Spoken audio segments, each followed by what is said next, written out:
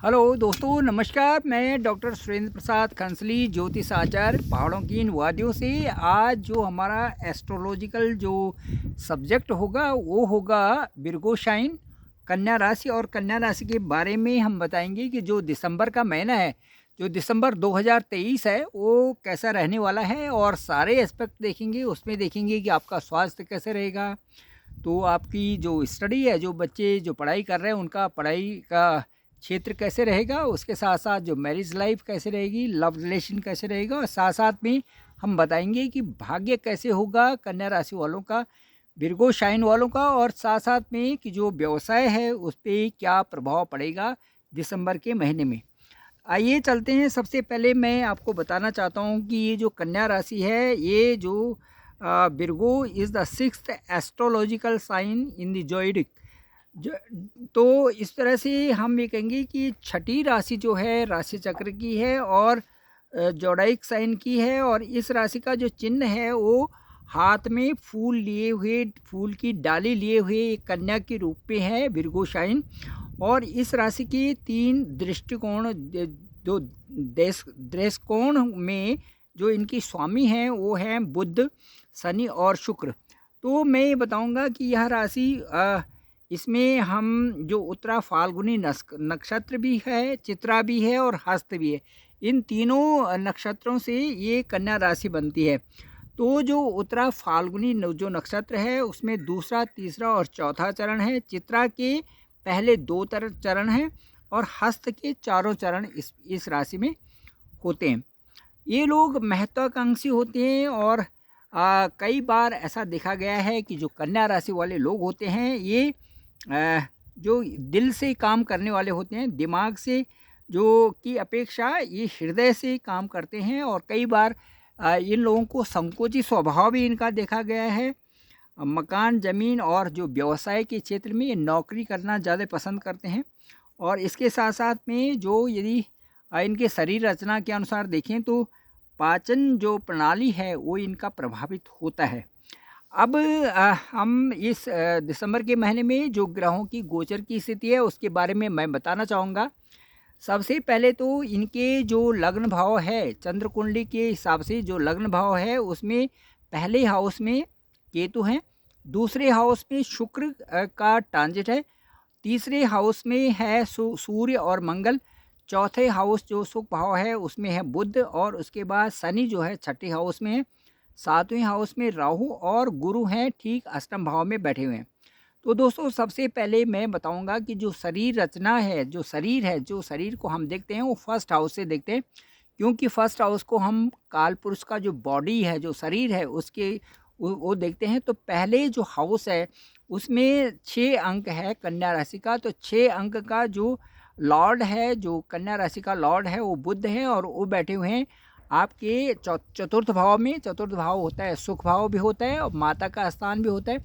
और चतुर्थ भाव से हम एक तो स्टडी भी देखते हैं, चतुर्थ भाव से हम सुख की वस्तुएं को परचेज करना भी देखते हैं, इन्वेस्टमेंट भी देखते हैं। तो ये सारा हम चौथे भाव से देखते हैं। तो चूंकि केंद्र में जो 1, 4, 7, 10 होते हैं ये केंद्र के स्थान होते हैं, चूंकि केंद्र में ही आपके स्वामी बैठे हुए हैं, लॉर्ड बैठे हुए हैं, कन्या राशि के जो लॉर्ड हैं, जो स्वामी हैं, तो मैं कहूँगा कि स्वास्थ्य इनका अच्छा रहेगा। और शनि, इसके साथ साथ हम देखेंगे कि जो शनि की स्थिति है, जो स्वास्थ्य का जो नंबर है 6th हाउस है, वहाँ पर शनि बैठे हुए हैं।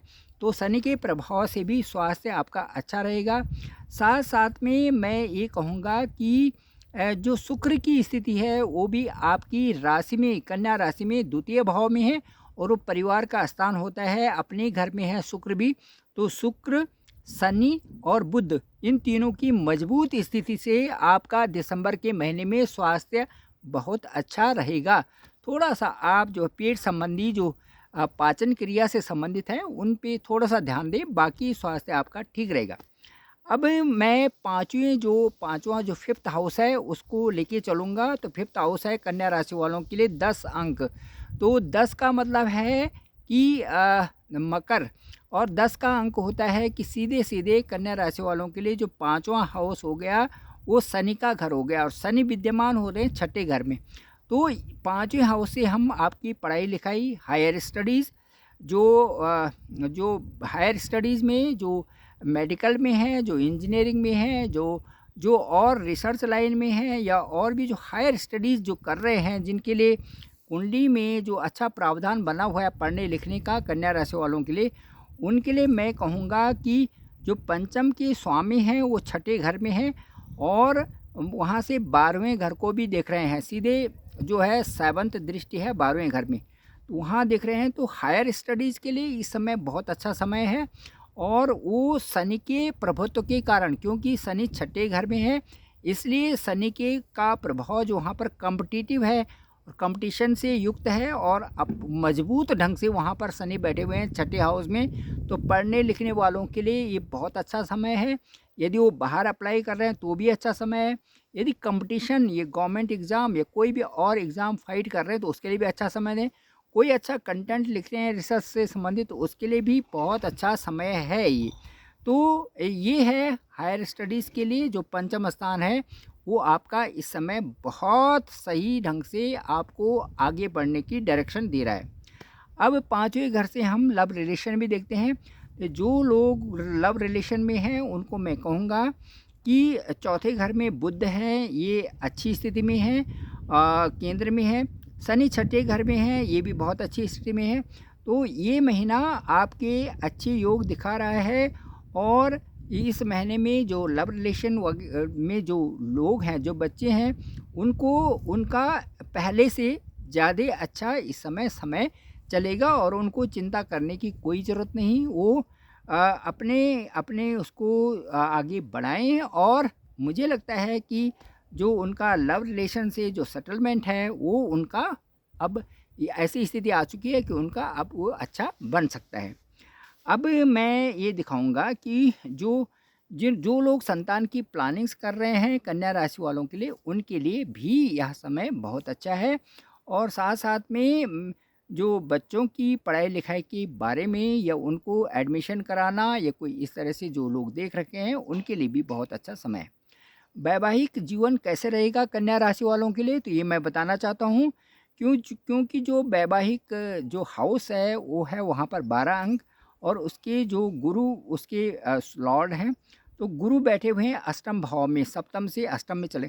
तो जब भी सप्तम का लॉर्ड अष्टम में चला जाता है तो वो थोड़ा सा अच्छा नहीं माना जाता, और स्वभाव में चिड़चिड़ापन आ जाता है, क्योंकि सप्तम पार्टनर का होता है। पार्टनर को वहाँ पर डिस्टर्ब होता है, क्योंकि वहाँ पर राहु भी हैं, और गुरु वहाँ से उसी स्थान के जो स्वामी हैं वो चले गए 8th हाउस में। तो इस तरह से थोड़ा सा ये विचलित करने वाली स्थिति होती है। थोड़ा वैवाहिक जीवन में आप कुछ दिनों तक, अप्रैल तक थोड़ी सी परेशानी है, उसके बाद जो वैवाहिक जीवन आपका बहुत अच्छा होने वाला है। अब मैं भाग्य की बात करना चाहूँ तो कन्या राशि का जो भाग्य का जो अंक है वो है वहाँ पे 3 अंक का मतलब है बुध उसके स्वामी हैं। बुध बिल्कुल सामने बैठे हुए हैं, सामने से अपने ही घर को देख रहे हैं। तो मैं ये कहूँगा कि जो भाग्य है, भाग्य का स्थान 2 हो गया, और 2 के स्वामी हो गए शुक्र बैठे हुए हैं धन भाव में। तो द्वितीय घर में एक अच्छी स्थिति बनी हुई है, घर परिवार में अच्छा स्थिति बनी हुई है, और आपका भाग्य साथ दे रहे हैं।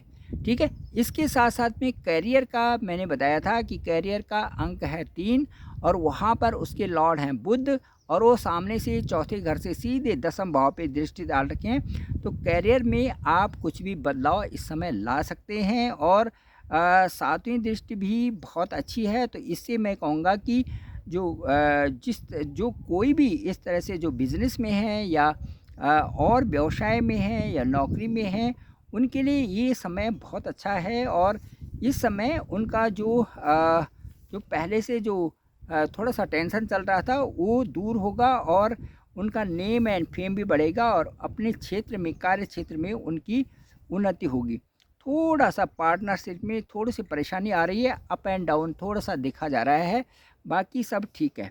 इस तरह से मैं ये कहूँगा कि जो कन्या राशि वाले लोग हैं, ये बहुत ही जो है, इनको जो बुध का विशेष आशीर्वाद होता है, लॉर्ड इनका जो मरकरी है उनका विशेष आशीर्वाद होता है। बस यही है कि इनको ये पहचानना होता है ज़िंदगी में कि मेरे लिए अच्छा क्या है और बुरा क्या है। यदि अच्छाई की तरफ ये चलते हैं तो इनका जीवन एक बहुत अच्छे रूप में आगे बढ़ता है और एक अच्छे प्रोफेशन में और अच्छे स्तर पे आगे बढ़ते हैं, जहाँ से कि इनको उन्नति करने में कोई नहीं रोक सकता, बशर्ते कि ये बीच-बीच में डगमगाएँ नहीं और अपने स्वभाव के कारण उसको आगे बढ़ाने में किसी प्रकार से हर्डल महसूस ना करें।